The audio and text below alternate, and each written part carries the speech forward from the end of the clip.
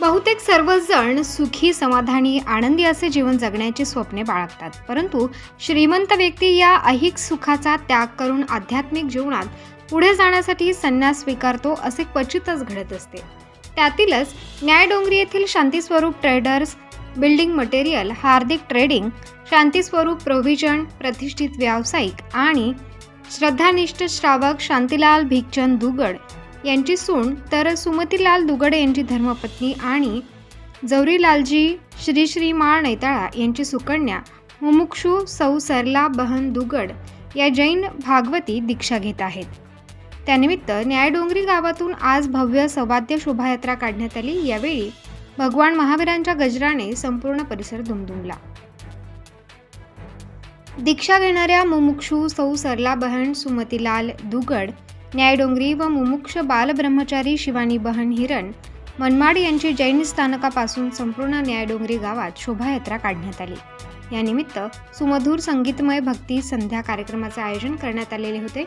यावेळी अनेक तरुणांनी वेशभूषा, सरलाबहन यांच्या जीवनावर आधारित नाटिका, गायन अशा अनेक विविध कलागुणांचा आविष्कार सादर केला आहे.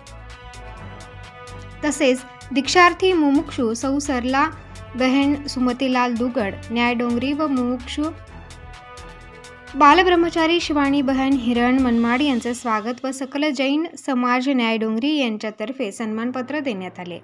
धुळे येथील परमपूज्य 1008 लक्ष्मणसे संपन्न उत्तमचंदजी मारसाब यांच्या शुभहस्ते 7 फेब्रुवारी रोजी सरला बहन जैन भागवती दीक्षा घेणार आहेत. यावेळी राज्यभरातून मोठ्या संख्येने जैन बांधव धुळे येथे होणाऱ्या भव्य दीक्षा समारंभ कार्यक्रमासाठी उपस्थित राहणार आहेत. भौतिक सांसारिक सुख सुविधांचा त्याग करून आध्यात्मिक जगताकडे प्रवेश करत आहेत. दीक्षा घेतल्यानंतर दीक्षार्थीचे आयुष्य पूर्णतः बदलून जाणार आहे. अंगात पांढरे कपडे, जैन मंदिरात वास्तव्य, अणमाणी फिरणं, सुखवस्तू आयुष्याचा त्याग करणं, 2 वेळा जेवणं तर दूर, पण अगदी पंख्याची हवा किंवा फ्रीजचं पाणीही न पिणं असे जैन मुनींच्या आयुष्यात असलेले निर्बंध दीक्षार्थींना पाळावे लागणार आहेत. त्यानंतर ते आयुष्यभर कधीही त्यांच्या घरीही जाऊ शकणार नाहीत, अगदी सुखाच्या किंवा दुःखाच्या प्रसंगी सुद्धा.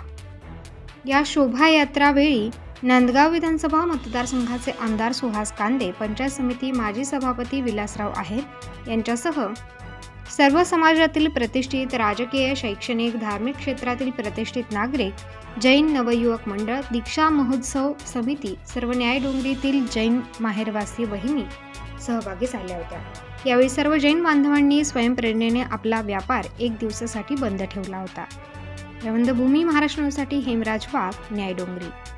1 साल में जितने भी मंगल, क्या माँ तुम इतना बोलते हो, मुझे भी कभी मार भी देती हो तो मुझे कभी उन्होंने बोला नहीं क्या मुझे मारते हो, ऐसा कभी नहीं किया.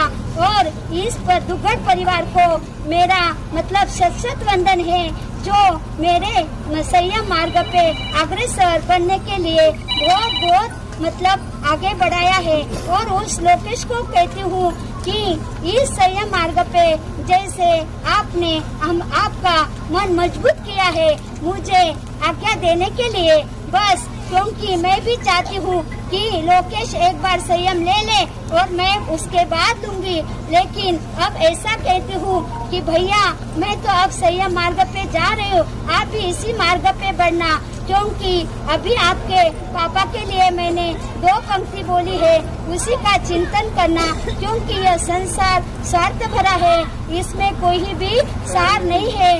बस संयम मार्ग पे ऐसे ही बढ़ते रहने. और मेरा सीसीमाल परिवार जो मेरा पियर का परिवार है, उन्होंने भी इतना मुझे साथ दिया है. कभी भी मैं मैके जाती तो 15 दिन पहले मैके जाती थी, जो जब मैं